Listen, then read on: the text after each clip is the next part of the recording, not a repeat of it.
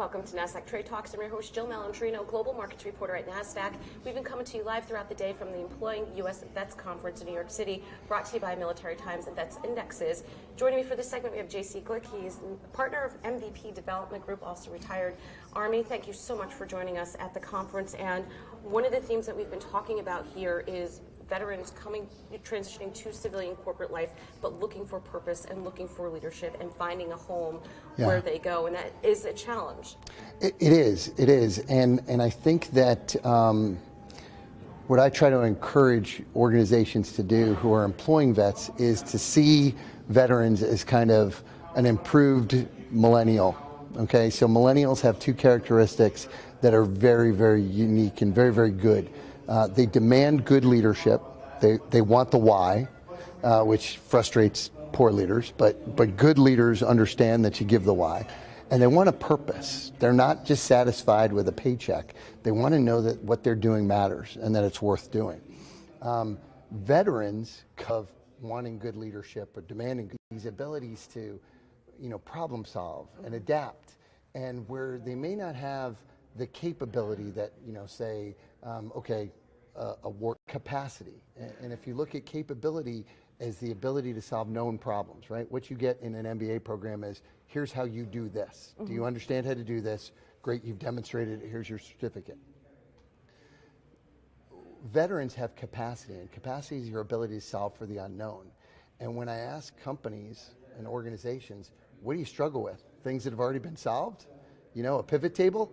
Or something that you've never seen before. Right. Well, everybody knows how to do a pivot table. You know what we don't know is we don't know how to solve this problem. Well, veterans, whether they've been in for 4 years or 20 years, they've done nothing but solve problems. Right. And so they're very good in it. They're adaptive, they're resilient, they're thoughtful, they're problem solvers. Right. And that's kind of what you're getting when you get them. But again, if we look at veterans, after leaving service, 12 to 18 months, they're already looking for a new job. Again, a parallel to millennials. Millennials are going to go through 11 jobs, some studies are saying before. Well, they're not leaving jobs. They're leaving leadership and they're leaving culture. They're leaving because they haven't got a sense of purpose. They're leaving because they're not being led. If corporations can embrace that tomorrow, what you're doing for millennials is what you should be doing for veterans, and veterans are giving you a little bit. Right, yeah, and you would think because they have these skills in risk management, they are trained to variables, and I think that really is a challenge with corporations where things are done very methodically and there isn't a lot of room to think about these variables.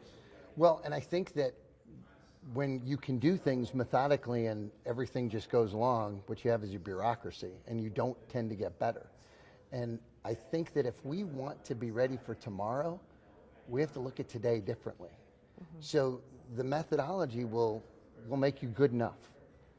But when you want to branch out, when you want to innovate, and I constantly hear companies talking about, hey, we want to innovate, we want to look at new ways to do things. Right?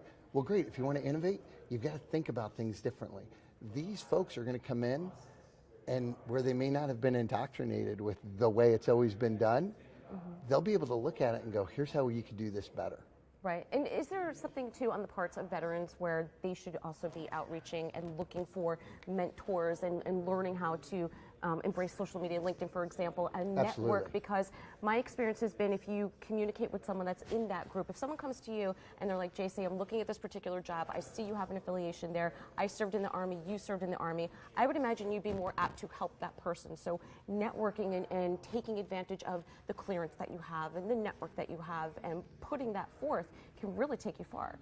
Absolutely, and I think, we did networking in the military, but we didn't call it networking. We called it building relationships. Right. Right? Networking sounds a little too quid pro quo, right? I'm gonna get to you because you'll be able to help me with something. In the military, we build relationships.